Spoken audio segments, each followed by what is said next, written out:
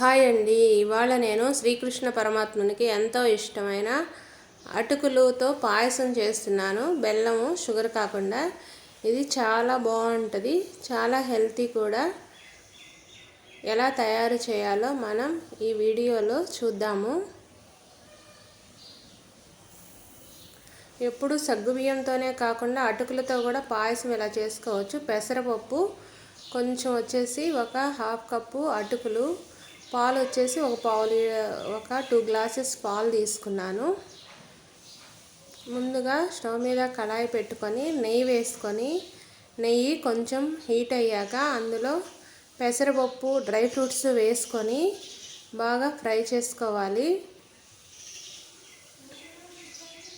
పెసరపప్పు వేయటం వల్ల ఈ పాయసానికి చాలా బాగుంటుంది. చల్లదనం కూడా, ఆరోగ్యానికి కూడా చాలా మంచిది. ఇవి బాగా బ్రౌనిష్ కలర్ వచ్చేంత వరకు మనం ఫ్రై చేసుకోవాలి. పెసరపప్పు అనేది నెయ్యిలో బాగా వేగితేనే ఈ పెసరపప్పుకి పచ్చివాసన పోయి పాయసం అనేది చాలా కమ్మగా ఉంటుంది.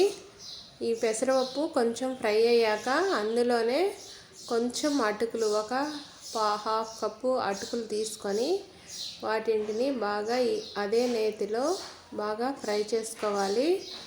అటుకులు కూడా నేతిలో వేగితేనే ఈ పాయసానికి మంచిగా ఉంటున్నాయి. టేస్ట్ కూడా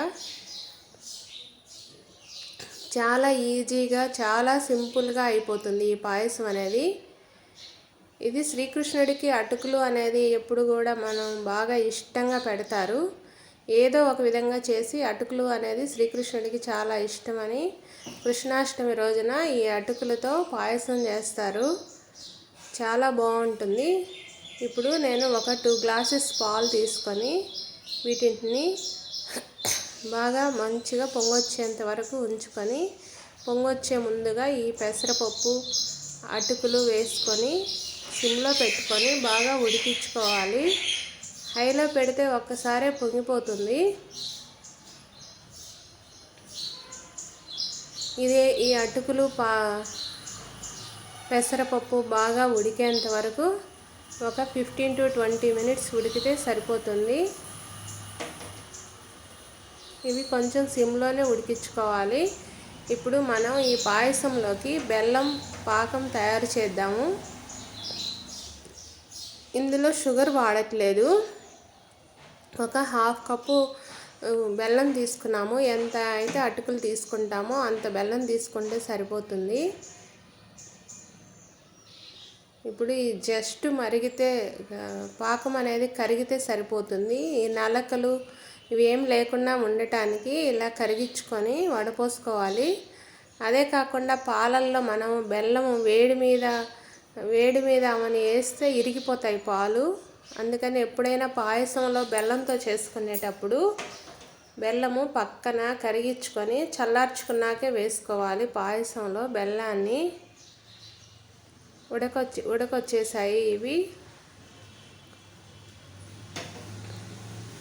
ఇప్పుడు ఇవి ఉడికిపోయినట్టే. మనం ఇందులో ఈ బెల్లం పాకాన్ని ఇందులో వేసుకుందాం. బెల్లం పాకం అనేది మనం బాగా చల్లార్చుకున్నాక వేసుకోవాలి.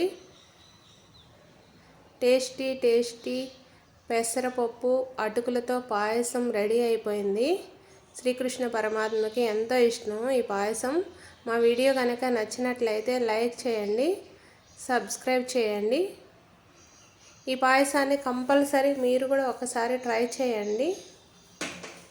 Thanks for watching. బాయ్ అండి.